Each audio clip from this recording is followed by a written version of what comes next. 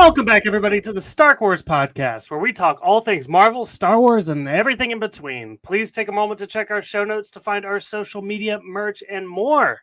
Today, we are recapping Andor, episode 11, and full spoiler details. So if you haven't seen the episode, I would get out of here. And I'm here. Tommy's not here today, guys, but I do have a guest. It's just the twos of us. It is my good friend and one half of the Kickball Friends podcast, Robbie Freeman. Robbie, how are you? What up, Michael? How's it going?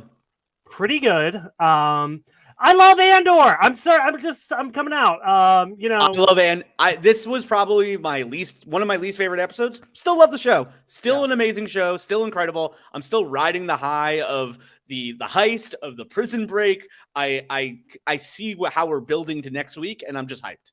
Yeah, what is this? It's going to be just like a funeral massacre? Like, is it the Red Funeral? Yeah, it's going to be great. I don't know what it is, but it's going to be great. Robbie, what's going on in your world? Anything exciting? I went viral on TikTok last week. That's the big thing going on in my life. I have 895,000 views on a Love is Blind TikTok. And, you know what? I've peaked as an influencer. So I'm just really, really happy about it. That's what's going on in my life. Listen, I say you go all in. I heard you talk about this on the Kickball Friends podcast, and I was really proud of you. And you said you weren't that interested in riding the wave, but I say do it. I say be a reality TV TikToker. I feel like you have to be like really like I think I'm clever, but according to my performance on Twitter, I'm clever like once a year. So I'm just gonna be happy with my success, and if I'm inspired, I'll do it again.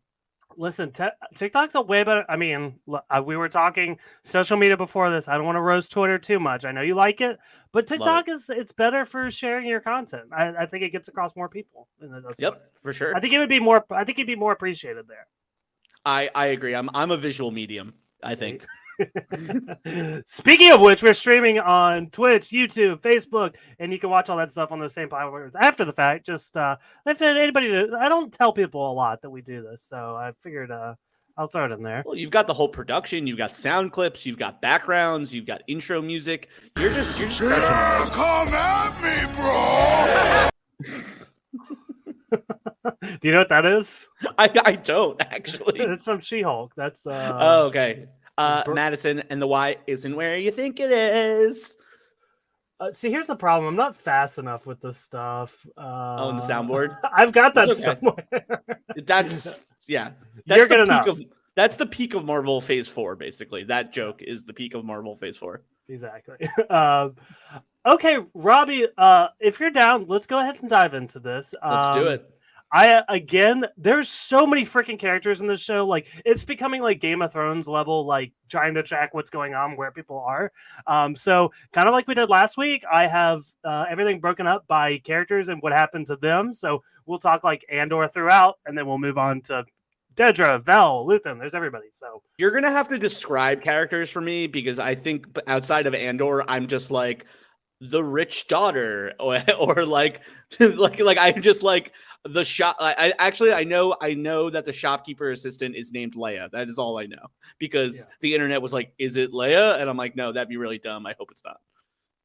Yes. So it's interesting because I oftentimes feel like the audience is in that same boat, the people listening to this, like, because I know who Melshi is, but if I say Melshi, like, are half of the people going to know what I'm talking about? I have no idea who you're talking about. Who is Melshi? Melshi is the guy that escaped with Andor. Perfect. Yeah. Yes, I know who that is. Yeah, exactly. So is he the guy who is also in Rogue One? Yes. Okay, so I know who that is. And I will say I rewatched Rogue One like 2 weeks ago. It enhances the Andor viewing, because you're like watching it and you're like, oh, that's the senator, like she's in Rogue One, or this person's in Rogue One, and it's like fun to like be like, oh, there's Easter eggs that I haven't caught by just being a normal human who watches TV and movies. So I'm offended by one thing though. You called her the senator. Of all the characters, you can't disrespect Mon Mothma like that. Is she not the best? I love her, but again, I have the cast list next to me, and I'm looking at these names. I'm like, Bix, Deidre, Yeah. Marva. I'm like, I have never heard any of these names. And I as you said, Mon Mothma, I'm like, that's a name I've heard. But you know what? The fact that I was able to describe her as the senator, I feel like is pretty good. That is a big jump. So, okay, let's dive into it. I know And Saw Gerrera. I know that. I know Yeah. that. I know That that. is a yeah. So that's a Lies, deception. yeah. Let's start on Andor here. Andor is just coming out of his escape, and a couple interesting things happening here. He's, like hiding on. He's like on a cliff, hanging. He's just free soloing. Yeah. He's just like, it's like just chilling on El Capitan, just being like, I'm free soloing this mountain. It's gonna be awesome. And then the other guy's like, I can't do this anymore. And then all of a sudden they're up. I don't care. Fabulous tension. Loved it. Yeah, actually, this was a suspenseful for me because, like, for half a second, I forgot Melshi is in Rogue One, so I was like, "Oh, dude, he's falling." No, but he's fine. But they go. How do you think that works? Like, you're like swimming away from this prison. Like, do you like meet up with your buddies on the rock, like on land, and kind of like break off, or is this just like they happened to be together when they got to land? Like, I was really thinking about this. Like, why is it only two of them? Shouldn't there be lots of them together? Well, I guess if I were to like explain this away at all, like you get that overhead shot of the prison, and they're all kind of swimming in different directions, and you think probably there's like different factions of friends going off, and that like, oh, there's Melshi, I'm following him this way, I know him. Yeah, I also like, why couldn't anyone wait for our boy? Like, I know he can't swim, but like someone could help him swim. Like, oh god, he can float. I mean, we all watched the challenge. Tyson dragged Cachet across that water. Like, someone could pull him. Like, yeah, he's not just dead. Yeah, that's why I think he's Snoke. He's gonna go back, and I don't know, they're gonna turn him into Snoke. Yeah, I mean, that's the only he's Palpatine's granddaughter. That's the only logical explanation. Exactly. So we do meet some fun aliens here. They're going to go steal this quad jumper, and these guys, they block them. They like catch them in these nets, and I'm like, I don't know what the nets were for. I think that was like their protection. That was their like low jack on their car. It was like they had the club, and the club was like a net system that protects people from running at your ship. Okay. That's the only explanation. That it was like they're like, we can't run quickly, but we can set up these like traps. That was my only understanding. I love these guys. He says 2Z2. I don't know. That was I don't know why you had to say, he knows what 2 is clearly. So why'd you have to say 2Z2? I couldn't tell you. I will say that I did struggle to understand that conversation between those two aliens. Like I understand where we landed, but I didn't understand like what the back and forth was. Like, why are they okay with these people? Why do they let them on the ship? Like, again, doesn't really matter, but like I did miss that conversation a little. It is I think the biggest leap for me is like when they end up, I don't know if they like, was this like an Uber? Did they take them, or did he give him the ship? They didn't really explain that part. But basically what I got from it was it kind of seemed like they're kind of messing with them more so, because he kind of lets them go with very little explanation. But he knew they were escapees. Like, he said that immediately. Yeah. So like he knew they were already on the same side because they don't like the Empire. So I think he was just and effectively they like hitchhiked a ride, and like again, it was not that important because they get on the ship, and the next time we see Andor is basically retrieving his loot and his gun and all that stuff. So it was kind of just like, let's get it. Let's explain how he gets off the island, and then this planet, and let's just move on to like the rest of the show.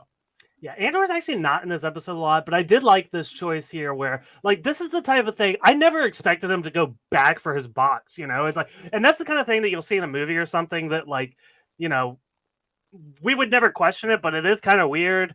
And I don't know, Andor does this kind of thing where they like address things we would never think about, but it's like, yeah, he needs to go get his gun and his money. Yeah, and I think what really stood out to me, and I forgot about that box, and like as soon as I saw that home planet, I was like, oh, he has to go get that box. But I think that the most interesting thing about that scene is you think about when we first saw that beach area the first time, and it was this vibrant like kind of party town, like beach town, lots of people having fun, like a couple people getting arrested or whatever, but like ultimately it seemed pretty chill. And we're about probably a year later, 6 months, 12 months, whatever, something like that.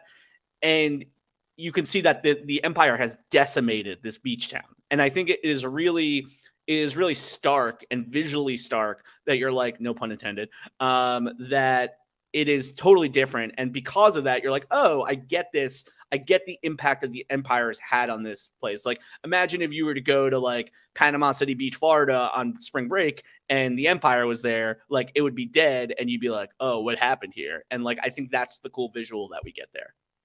So it's like Panama City and winter. Yeah, basically. Yeah. So no, I didn't even really, it didn't really register why it might be so abandoned. But yeah, I mean, last thing we saw was there's definitely like some imperial pressure in this. Yeah, you're getting arrested for like walking funny or sweating. like oh, you were sweating, you were running away, you're going to prison for 6 years. Like, this is intense. Like, this is like, I think, kind of building up the idea that like people are going to get pissed off because of this stuff, and they're going to start actually rebelling. Yeah.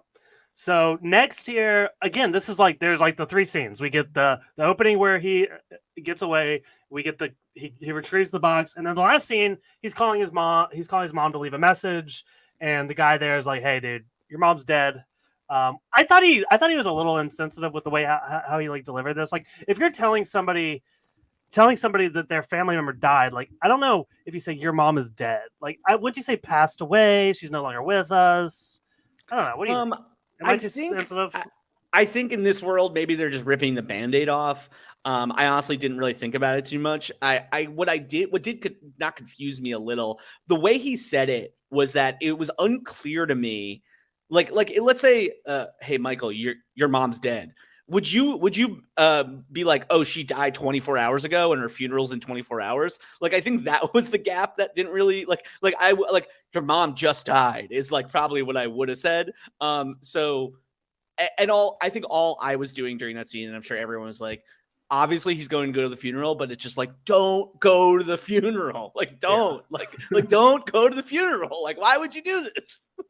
Yeah, this is. I guess he doesn't. I do feel bad because I don't think he truly realizes how bad things are for him right now. Like, he doesn't realize, Vel and Cinta, the other rebels, right? He doesn't realize they want him dead. He doesn't know Cyril's obsessing over him. I'm trying to think. Does he even know Dedra is even that much after him? Cyril is our mama's boy. Yes, sorry, the names. you got to describe people. Luckily, I have, like I said, I have the cast list open, so I'm like, I was like, I think I saw that. I would have pronounced that differently, but yeah, he has no idea the extent. Do you think that he has any reason to suspect that the like rebels are like trying to kill him? I wouldn't. Well, I don't know. He did kill that one guy. What'd you say? They're trying to kill him, right? Yeah, definitely. Okay. I just wanted to make sure. Yeah. And so, because we'll get to it. I'll talk about that later. But yeah, we'll get there later. What happens is Melshi and Andor agree to split up, and they're like, Melshi's very much like, we got to tell everybody about this. Andor's a little more subdued about it, so I think Andor is I think he's more so ready to take action. I think he's like full rebel now. Like before, it was like about the money, and now it's like. He becomes full rebel like when he's in the prison. Like he's recruiting like, now again I'm blanking on everyone's name. He's recruiting people to be like the face of the rebellion in the prison. He's like, I need you because of this, and like he's making the pitch. And only 3 episodes ago, he was having to get pitched. He's basically become Luthen, where he has to recruit other people, and you can tell that he buys in now. He realizes the totality of like what would happen to him, and I think he's bought in at this point. Yeah. So let's go back to I've kind of got a couple different characters lumped together here, but a lot of the action on Ferrix, where we actually open the episode. I think we open the episode, or maybe not. I don't know. Marva's dead. Yes. Andor's mom is dead. Rip. And B2 Emo, so sad in this episode. He's like pouting. He doesn't want to be alone. He also doesn't want to leave. Poor Alan Tudyk. I feel like everyone he loves dies. Is that Alan Tudyk too? I think it's Alan Tudyk. That's who, like, in my brain it was. Maybe I'm just like projecting. But I mean, I don't know who it is. I just hadn't heard that. That would make sense. Yeah. Now I'm googling. Oh, he won't be in the first season of. So no, I'm wrong. Yeah, okay. I'm wrong. Yeah. Too bad. My bad. Yeah, but what do you think about this droid? What? Here's a better question. What purpose does this droid serve? So it was really interesting because the droid is behaving like a child or like a family member. And I was trying to think back, like, has there been similar emotional resonance with droids to humans? And I'm thinking maybe R2 and C3PO, like maybe. But this seemed like truly like it was a child. I'm curious, and I think I'd be like, I feel like you have to think this way when you're in a show like this. What information does he have? What information is in this droid that he like, but in reality, he is grieving. So like we're getting this grieving, but in the back of my mind, I'm like, this droid has information. This droid knows where Andor's sister is. He knows something. He knows where the rebel base is or something like, and I'm just trying to like, I'm like sitting there investigating the whole time. So I'm a little out of it, but ultimately like, I love that this droid is basically like played as a 10-year-old who's like, he's like, I have to stay in my charging station. And then he's like, okay, I'll stay. And he's like, okay, let's play. Like he's almost like a dog or I don't know, dog, child. Same. I was gonna say a dog. I mean, we're even because B2EMO, he sits on this little bed here. Yeah, you've got it. We're showing on the cameras here. I've got a cat kitty right here. I don't want to move the camera, but I do have a cat, and it's on a very similar bed. The B2EMO has a bed. I'm like, you're a pet. Yeah, exactly. But yes, so there's B2EMO. I want to talk about another character here. Let me do the descriptions. Andor's girlfriend, Bix. Yes. We don't get a whole lot from her here, but she's not doing well. She's not holding up. She's been messed up. Yeah. Let me ask you about this because this is something we were a little confused about. Like, what is she going through? How is she being tortured? Because we get an idea, but it like for her. For how they explained it, it doesn't really translate to how she looks now, you know?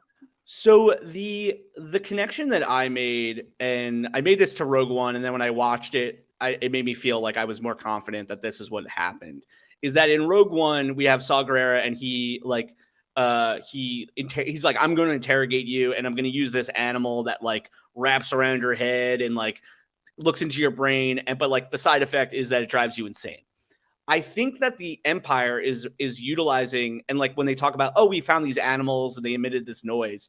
I think that the Empire kind of like is using the same technology, but in a refined, like they have recordings of the voice and they're basically like scrambling the brain. And that is the comparison that I made, but I that's not like based on anything except my like guess.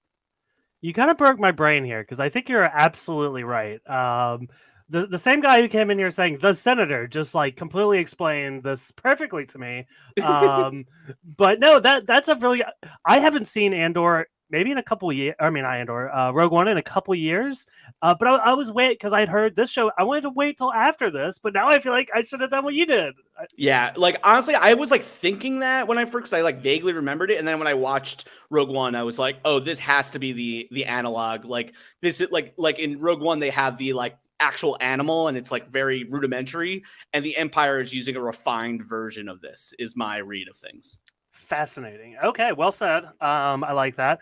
Another thing that happens here is they pull her in for another question. They show a picture of Andor Krieger, he's been like the rebel character kind of off screen this whole time. They mentioned him here and there. I straight up had no idea who that guy was. Yeah, was I supposed to know who that was? They have mentioned him. Luthen mentions him because Luthen is trying to link Andor and Saul together. So that was their first conversation about it. And then we also find out later when they're talking about the rebel pilot they captured, he worked for Andor Krieger. So again, we're hearing a lot about this guy. We finally saw his face for the first time on the holoscreen thingy. But what was interesting to me, and I'm curious to get your take on this, because they ask, is this the person you introduced to Andor? Clearly it's not. That was Luthen. But she doesn't give an answer. So that leads me to wonder, she has one of two choices. She can sell this guy under the bus to keep Luthen safe, or she just lies again and keeps getting tortured. What do you think? How do you think this is going to go? I feel like she's getting tortured no matter what. Like, I think in the first scene, they're like, she even says it. She's like, no matter what answer I give, you're going to torture me. I think maybe she has a shot at getting away with it, but like she's getting tortured again. So that's my guess is what's going to happen. Again, I guess I'm like, what I like about the show is that I don't have a full grasp on everything, and I don't even have a full grasp on all the theories and all the connections. Is Krieger the same guy who I want to try and use names because you're so mature about names? Is Krieger the guy that Luthen is like selling out, basically, like he's like, we like this guy's gonna die and like we just have to let him die because like it's better in the long run? Is that the same guy? Yes, and in fact, if you want, let's move on into that discussion here, because that's the next part of my notes. Sure. Let's talk about Luthen, and he shows up here, and basically, can we just call him Emmy Award winner Stellan Skarsgård? Because I was going to ask you about this because you watch way more TV than I do. You're probably even more familiar with the Emmys than I do, but like this show's got to get some love. Is that your prediction? I think that it may amass enough critical reception to get the love. My worry is that, actually, no, I was going to say Pedro Pascal didn't get any love, but I think people are just like, he's kind of just doing voiceover work. I think Stellan Skarsgård's monologue at the end of two episodes ago, like that is literally an Emmy reel. Like I'd be into that. I don't know if Diego Luna's character is gonna be, but like I could see Andy Serkis getting like a guest Emmy. I think that there's gonna be talk for people like getting Emmys, and I think the big one is gonna be Stellan Skarsgård, and I think Andy Serkis for like a guest Emmy. If I were betting right now, that's what I would say. Gotcha. Yeah, that was another thing. I had my notes specifically for you. I needed to know because it doesn't seem like the Disney Plus stuff gets much love, right? I mean, maybe The Mandalorian got some stuff in like some categories, but I think that excuse me. I think when it was novel, I believe WandaVision got a bunch of love early on. Sorry. Excuse me. And I think that there's just been a deluge of the stuff where it hasn't gotten the love, and let's call a spade to spade. Honestly, the Star Wars stuff has not been the best. The Mandalorian has probably been the best show, and it's like after the season 1, it's been a little up and down. Boba Fett was junk. The other shows are cartoons, and I'm not above cartoons, but also like people don't watch that stuff, and they don't get nominated for Emmys. But what I think is really interesting about this show is, did you hear in the news about the broadcast of the show on ABC? Well, I know I saw them. They had posted something about how it's coming to like Hulu. It's coming to a bunch of other streaming services. So they're taking the first 2 episodes and they're going to air them on ABC. So they're putting them on like prime time, like during the week. They're going to put the first 2 episodes on, and they're also, like you said, making them available on Hulu. And I think what that really means is that Disney knows they have a great show on their hands. They know that they have 12 awesome episodes. They know that nerds like us are super into it. Even TV critics are super into it. And on the flip side, I know that they know that no one's watching this show. Like, it is like the least watched Disney Plus show. And they want to. This is their preemptive push to say, hey, we've got a great show. Everyone needs to watch this. Like, Disney Plus isn't just to sit your kids down to watch Inside Out. This is to, like, an adult can sit and watch an adult show. And they're going to make that bet. And I think that's part of it is going to be an Emmys push. Part of it will be that. So that's my read on the situation. But that's like very, like, I'm not an expert, but it's like tea leaf reading of like what they're doing. Fascinating. Yeah. I didn't really make the connection to that big push, but that makes a lot of sense. So yeah, that's got to be a good sign. Yeah. I mean, they didn't put even think about their other great shows, WandaVision, for how much I have problems with it, but like Loki, there wasn't a need to with those shows. Even The Mandalorian, they never really pushed on like ABC so that like my parents could watch it. But like my dad specifically would watch this show. Like, he would be really into it. Like, he like got me into Star Wars when I was like a kid, and we went to like the re-releases when they came out in theaters, and he would be into this show. But he's 70, more than 70, but like he would never go onto Disney Plus. So if he caught it on ABC, he'd be like, oh, let me check this out. And then he does have access to Disney Plus. So we'll see. Hopefully this gets a wider kind of breadth of viewers, because I think that this is probably the best Disney Plus show that's been. I'm gonna piggyback on that. It's the best show we've talked about, so for sure. That's for sure. Actually, what about Captain Falcon and the Winter Soldier? I purposely messed that one up. I'm aware It's your at this thing point. now. Yeah, it's my thing. Yeah, I would be disappointed if you just started getting it right. Yeah, I mean, I don't think I could fully get it right, but I can I know how wrong I am on that, so it's like part of the goof. Somebody asked me to rank the Disney or not the Marvel Disney Plus shows. I did it, and I didn't realize till like an hour later that I left that show off the list. I didn't even think about it because it's last. Yeah. Actually, What If was pretty bad. I would argue, but I think you're probably right that it's better than than that show, but it was not great. I will say highs and lows. yes, Okay, totally. Yeah. Let's talk about Luthen here. We almost got to it, but this is where again he has that connection that we saw last week with that Imperial officer guy that he's basically blackmailing into giving him information. I can't remember the details of that scene. I don't think he ever specifically said that the ISB is aware of they like this whole thing they're setting up is a setup with the pilot and everything, Antor's people and everything. But he does know this, and we can assume he knows it because he knows that guy. They said it last week. It was fairly explicit. Like I think because he was basically saying, so I don't think that this guy's being blackmailed. Like I think he joined up and now he's just like really afraid and he's like, I want to get out. And now he's kind of getting blackmailed to stay. So maybe that part is true. But he basically brought this information and was like, hey, you could stop this. Like, now I can leave. And he's like, no, you're way more valuable than this one mission. Let's let this mission go awry. And now he's going to talk to Saw Gerrera and be like, hey, like, I don't need you anymore because, like, I don't want you to die and I don't want to waste resources. Like, my bad. And then we get that whole, like, Saw Gerrera being very deception, like him being very confused. I loved Forrest Whitaker here. I thought this might be my favorite scene with him. You know, I wasn't super high on him in Rogue One. Like, it was an interesting character, right? But like this one, I was like, I kind of very much, I don't know. I understood him. I understood his fears, his motivations, and like him, like breaking down. Like we see Luthen's every move. You know, we know how he is, but Saul only gets to see one side of him, and he's slowly realizing that he has way more connections. He's in with the ISB. He's in with Antor's people. There's a lot of sketchy stuff going on with him, and he like completely freaks out. And I'm like, yeah, you probably should. Like. Yeah, I think it's really interesting because if you look at the rebellion, you can probably put analogs to like historical uprisings and like things. Like the first thing that jumped to my mind is the idea of like maybe Saw Gerrera is more like the Black Panthers, where they're more like aggressive, and then there's the other side that's a little bit more like we're gonna earn rights for like we're gonna make civil rights happen via like politics and via like peaceful marches. And then Saw Gerrera is like, fuck this, like I want to, like we're gonna be aggressive, like I'm gonna be a guerrilla, we're gonna be guerrilla tactics and stuff like that. So it's really cool to kind of like see the difference of approaches to achieve the same goal. And like, you can kind of tell like neither of them is really wrong. Like Forrest Whitaker's character to be like, I don't trust anyone. He's kind of right.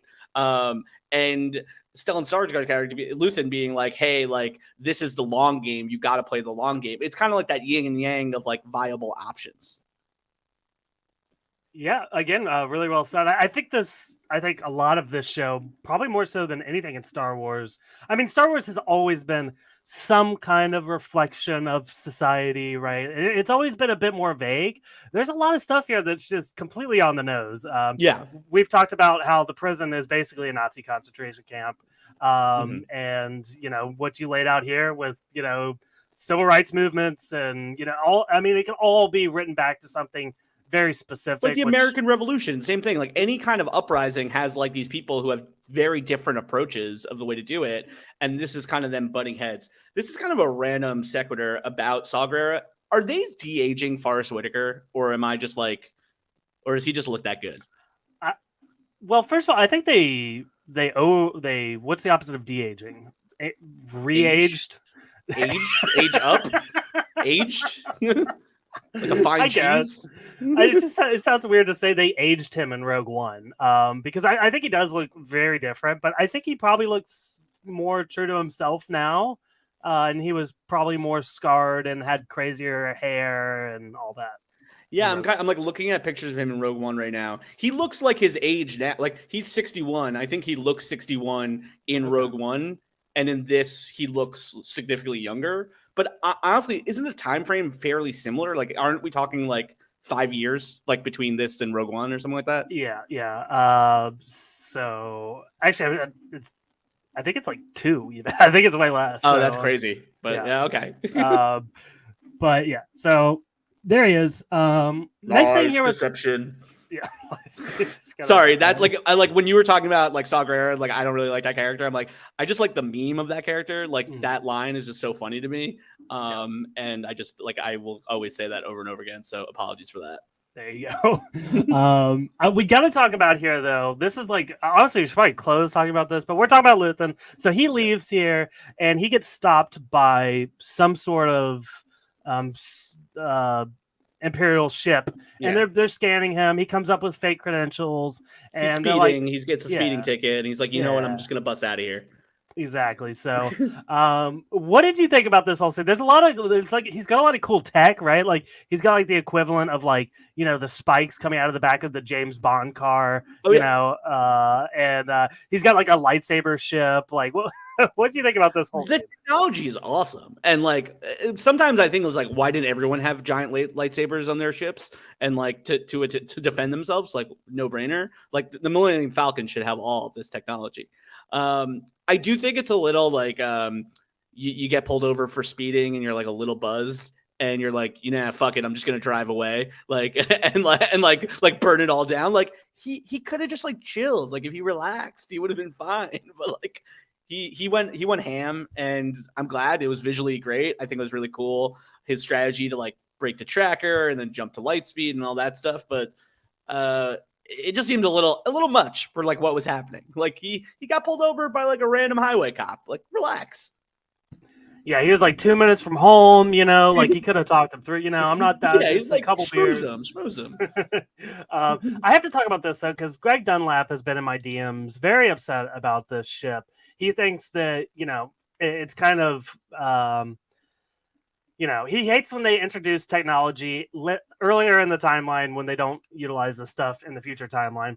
I have a defense here, and I think it's the fact that first and foremost, they call this ship a hull. Like they're like, are we really reeling this guy in? It's a hull craft, right? Like it's a ship. It's clearly not like a weapon.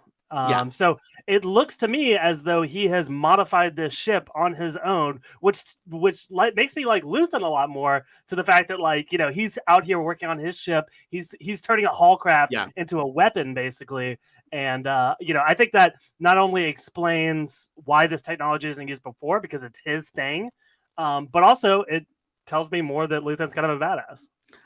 I think I agree with you that he's a badass. I agree partially with Greg that like it definitely doesn't track like linear, like in a line. Like why didn't someone else come up with this technology? Like clearly Luthen would have shared this with someone that he has, like that he's like, look at this cool ass thing that really worked well. Like we should put this on all of our cargo ships or all of our what.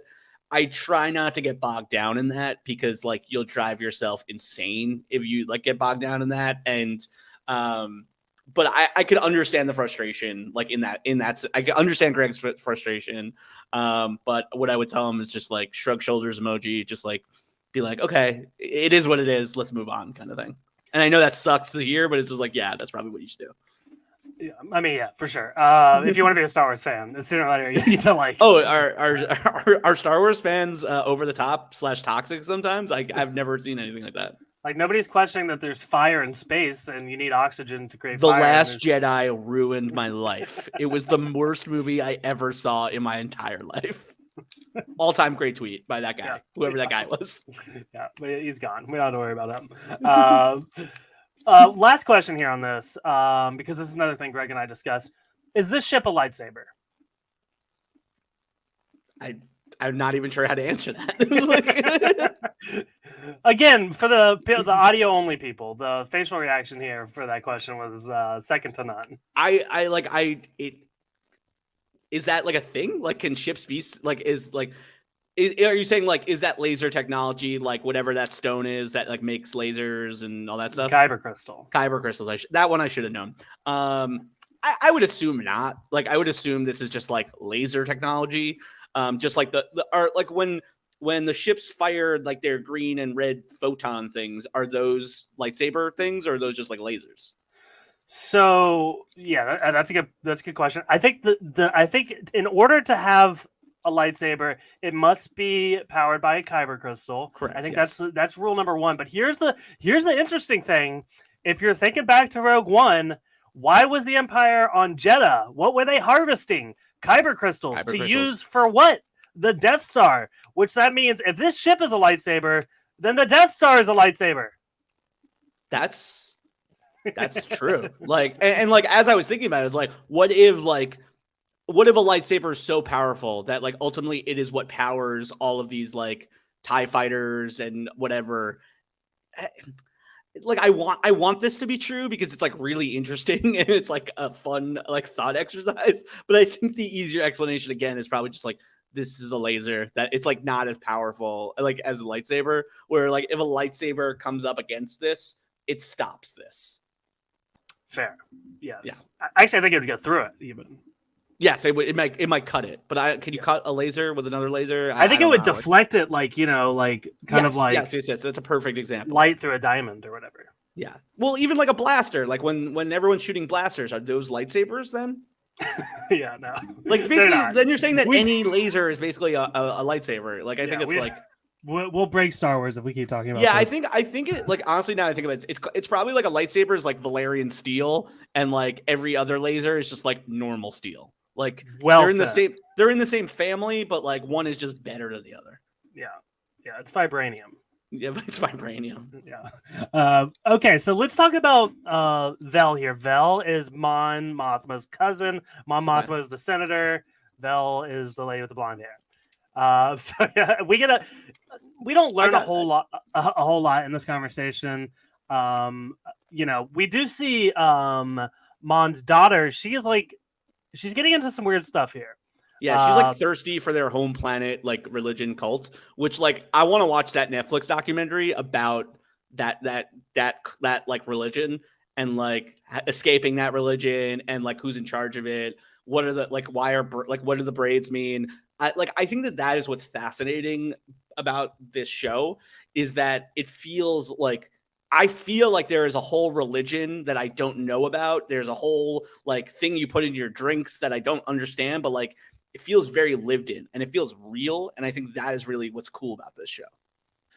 Yeah, and you know the title of this episode, "Daughter of Ferrix." It's very briefly explained. Honestly don't know why that's the name of the episode, but it's very briefly explained at the beginning that on Ferrix they have these women that come and take the dead bodies and turn them.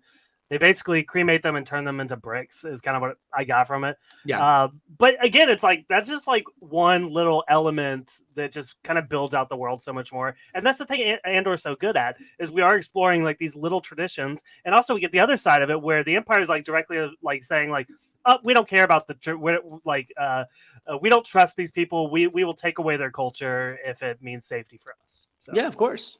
I mean, like again, like the dark side is based on Nazis. Like it's straight up like like there's an epic rap battle where it's Hitler versus Darth Vader. Like these things are not like obfuscated. It's a very, very clear thing. It's like we're gonna get rid of religion, we're gonna get rid of culture, we're gonna create a monolith.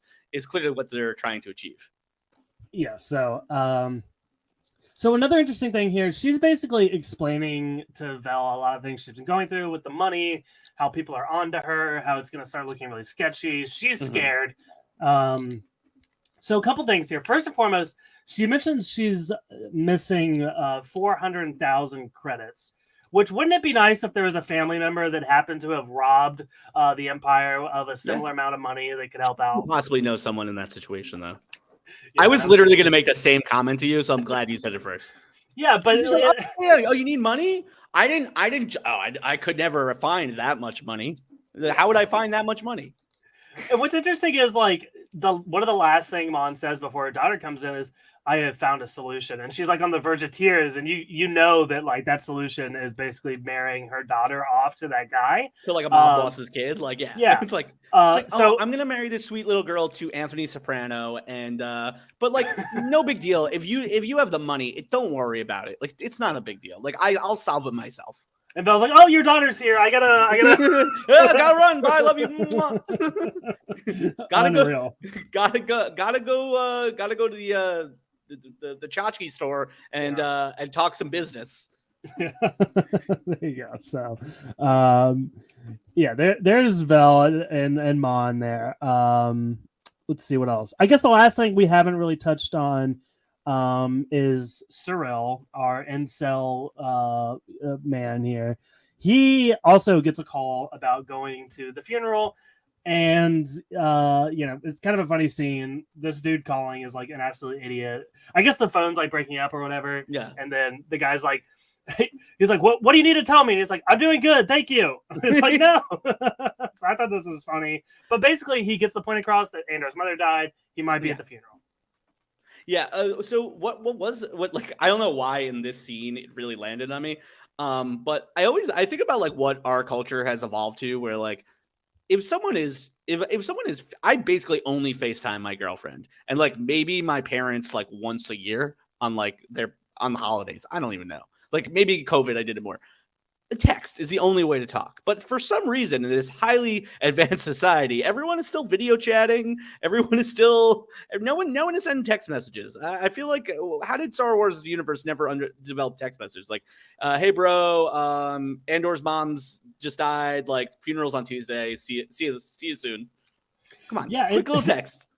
It's fascinating because, like Star Wars is kind of like an element of its time. It's basically what people thought the future would be like in the 60s. So it's like now it is that time and they've got it completely wrong, but they can't break canon by like, copying what we have now. So, because then like Greg would be sliding into everyone's DMs and like it would be a problem for everyone. Yeah. Sorry, I love you, Greg. I love pinball. I love you. Don't worry. Yeah. But it's super fascinating that and the prequels, which take place before this, the main means of communication was like the 3D holo projections. Yeah. And even in the original trilogy. So like, I don't know, what's the best way to call somebody? Do you go full 3D? There's too many options. I would be so self-conscious in 3D. I'd be like, is someone like looking at my ass? Like while I'm doing this? like you don't need to see my whole profile. Like I barely like getting on Zoom calls for work where like I have to like make sure like my torso is like clean. Like I if I can be off camera, that's the dream. Yeah. So there you have it. So the last thing here though, I think he stole some money from his mom. He's clearly going to the funeral. So can we break this down? Who all is going to the funeral? We've got everyone. Well, every character we know is going to this funeral, basically, right? Is Luthen going? I don't know. I think Luthen is going. Okay. What about? Oh no, Luthen's got his whole thing. I think you're right. Yeah, so I think Cyril is going for sure. Mm-hmm. Obviously Andor is going. Who else? Vel. Vel. Yeah, is Vel going? She said she was going. Yeah, because we didn't talk about it, but she went to the antique. Oh, because Cinta is there. Yeah. She's like, I'm like working in the shop. Is like, I don't know anyone. I just arrived. Let me get your takes on this. I found out today that they're supposed to be a lesbian couple. I saw that. Yeah. How are we supposed to know that besides an interview? I think like there's like sexual tension with them in like the middle 3 episodes. I'm not going to do it because I've already had this conversation. I've heard this rant before, and you're right. You're 100%. I have it every time this happens. It's like it blew me. I'm pretty sure it happened to Black Panther too. Also, I did. Yeah, where like it was like the last scene in the movie, and they're like, by the way, Okoye and this other woman are like hooking up, and I was like, what? Like when did it like and it was very subtle. It was like she like pats her on the back, and like it definitely was like I was definitely like, oh, they're supposed to be lesbians, and like Kevin Feige is like, look at inclusion, look what we're doing, and I'm just like, oh, you're the worst. It's like I'm not even a queer person, but I'm offended. So I can't imagine how like it's always disrespectful to like hype this stuff up. Like basically, like, oh, you're on your press circuit. Oh, we're gonna showcase a queer relationship, and it's like, no, you're not. Like that. Yeah, I don't like.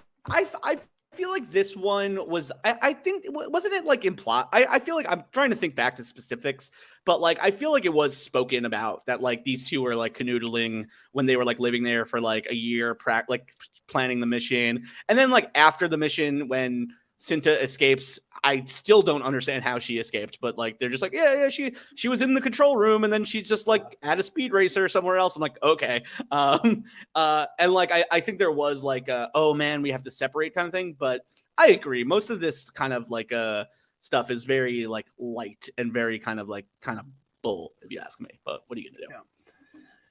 Okay, Robbie. What else? Anything else on Andor you need to speak on? I'm loving this show. Like I absolutely like. I don't know. Like I think about like my favorite genres of show, like movies that I'm just like, oh, give me a good heist. I mean, give me like prison is like one of my favorite things in terms of like not where I want to go, but like The Rock was like my favorite movie when I was a kid. Like the prison break scene was incredible, and to get both of them in the season has just been fabulous. I really like. I want to ask you, how do you feel about the way the storytelling has been done, where we've basically been getting 3-episode chunks that feel like almost mini movies, where we have the first 3 where we're introduced to Cassian, we have the second 3 where it's the heist, we have the next 3 where he's in prison, and then we have these last 2 that's like, okay, everyone's converging on the same place. Yeah, so I actually complained about this earlier in the season. I didn't love the first 6 episodes. I loved every third episode. I loved episode 3 and I loved episode 6. It was always the climax of the 3. I just felt like they didn't quite build out, like the structure of the arcs weren't quite there for me, because it was like episode 1 setup, episode 2 more setup, episode 3 resolution. It's like I feel like I get what they're going for, but it's like I think you can have mini resolutions throughout the 3 episodes. It just felt it was a little slow for me. I guess that's the best way I could put it. You know, I feel like maybe the first 6 episodes could have been 2 long movies. You know, and I don't know. Maybe I'm. So you wish the season was a trilogy, is what you're saying? Yeah, no, because they ruined Star Wars movies. So yeah, the movies, Star Wars movies are not allowed anymore. Something I kind of touched on briefly, and I'm curious how you think this is going to play out. And I feel like it's the biggest unanswered question for Cassian right now is, are we ever going to talk about his sister again? Is that going to come back in, like, are we going to get a gut punch where like she's a member of like is she a part of the Empire? Is she already in the Rebel Alliance? Is she just like basically they were like she's a hooker like in the first episode? Like are we going to find out like what she is, or is that just like, was that just our entree into the show?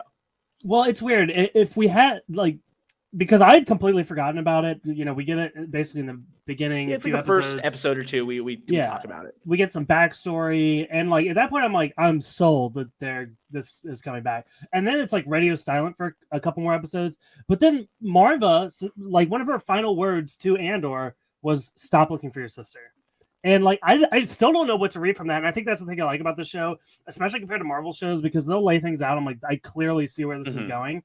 I don't know where this is going. I don't know if his lesson is, okay, that was the last thing my mom said to me. I need to let my sister go. It's time to move on from family and be a rebel, you know? Or is it like, you know, my mom was wrong. I can do better. I can find my sister. And then he finds his. I don't know. I don't know what they're going to do.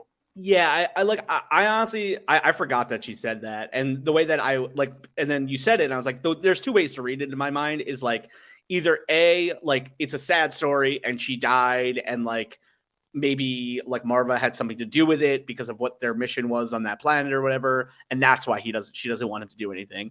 And then the other side is that it's like very like your father's dead, don't go find your father, Luke, because it's like the big bad is like this is his sister. And I like, honestly, like that would be the most Star Wars thing ever if his sister was like the ultimate villain. Like would that like shock you at all?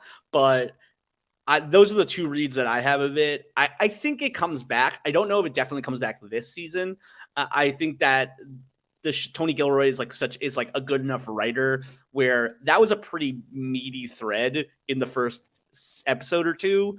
And with that last speech by Marva, like it's got to pay off at some point. I just don't know when.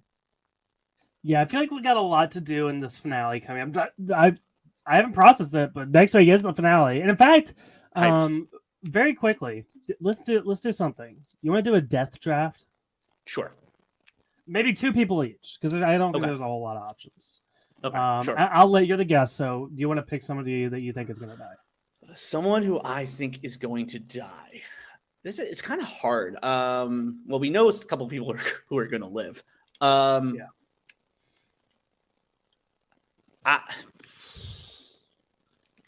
I know this. Give me Mon Mothma's daughter. Oh, that was my first pick. That's my first pick.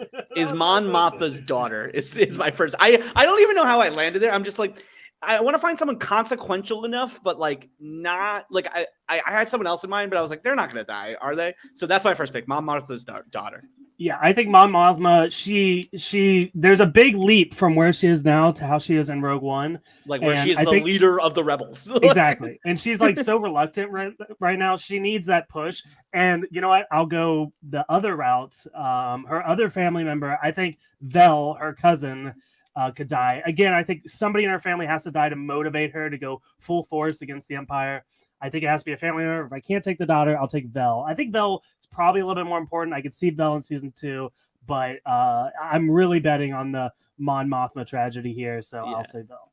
I think we need Vel to kind of like we'll probably get Vel interacting with Andor again. So like maybe like that will happen. What I have appreciated about the show is that there have been a like did you watch The Bear? I didn't. I will eventually. You should watch The Bear. But Eben Moss Baccarat, who was like he was like the guy with the tattoos during the whatever, who like Andor kills at the end. Like they built up enough characters where like when they killed him, it felt impactful, even though he was around for like 3 episodes. My second pick is going to be. I don't think he's gonna die. I'm like, I want to take him, but I'm like, I don't think he's gonna die. I was gonna take Cyril. I just don't think he's gonna die. Like, I think he's got like he's like been so backgrounded that like I feel like he's a season 2 antagonist. Give me Sinta Kaz. Instead of Vel, I think we're gonna be dealing with Vel mourning the loss. I think one of them is dying. I think it's probably, and you already got the other one, so I'm gonna take Sinta. Okay, so and I actually agree with something you said. I do believe Cyril will be the main antagonist of season 2, which means there has to be a door that closes in season 1, and I think that door's name is Dedra. I think Dedra's gonna die. Yeah, that would it's be big. That would be awesome, honestly. Like, and it could be something where like Cyril does it to get like his foot in the door at like the. Was it the CIA? I don't know what it's actually called, but effectively it's what is it, the ISB? Yeah. Yeah, effectively it's the FBI, the CIA, the Gestapo. It's all the same stuff. Yeah. Not exactly, but you know what I mean. I think that would be really badass if that happened. I really like that. I don't know if I have anyone else to pick, so I'm just gonna say that's the end of the draft. Yeah, that's okay. That's perfect. 2's great. Robbie, thank you so much for doing this. It's always a blast to have you. But before we go, I feel like I don't do it all the time now, but you know, I feel like when you have Robbie Freeman on, I gotta know what your favorite thing is right now that's not Andor. Do you have a recommendation for the audience?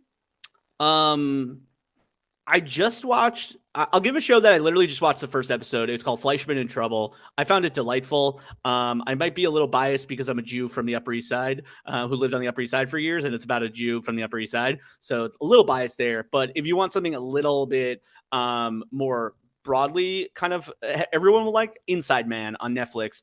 It's a 4-episode miniseries, starring Stanley Tucci as a death row detective and David Tennant as a guy who basically finds himself in an impossible situation. It's really tense. It's really over the top in like a kind of tense way. It's only 4 episodes long. You can watch it over a weekend, over Thanksgiving. That's the show that I would recommend to people. What was the first one called? Fleischman's in Trouble. Okay. It's starring Jesse Eisenberg and Claire Danes, I think. I don't know if this is even okay to say. I love anything. I love Jewish shows. Nice. I'm like the anti Kanye. I love Jewish people. We appreciate your support. I don't know what it is. You say it's about Jewish people. I'm in. So Okay, well, you could watch Shiva Baby also. That was the most realistic depiction of Judaism I ever saw, with just an overbearing mom as a Shiva. Just it made me so uncomfortable that I was just like, this is real life. So I will also recommend Shiva Baby if you're into Jewish content. What about Cha Cha Real Smooth? Did you see that? I have not seen Cha Cha Real Smooth. I'm not. I mean, I'm I don't not know how up it to holds up. They just happen, they go to a lot of bar mitzvahs in there, but that's my second favorite movie of the year. So There you go. I gotta check it out then. Got to. Okay, Robbie. Why don't you tell people where they can find you and all about your podcast? Well, for another 4 days, you'll be able to find me on twitter.com at Robbie_Freeman. You can follow me on TikTok at the B Sharps for you Simpsons fans. That's a Simpsons joke. And you could, most importantly, you could listen to Kickball Friends. My Kickball friend and I, Jesse Skolnick, we put out a podcast about pop culture, basically the biggest shows and movies that come out each week. And we usually drop Tuesday afternoon. So if you're looking for something for the commute home on Tuesday, we're the perfect thing to listen to.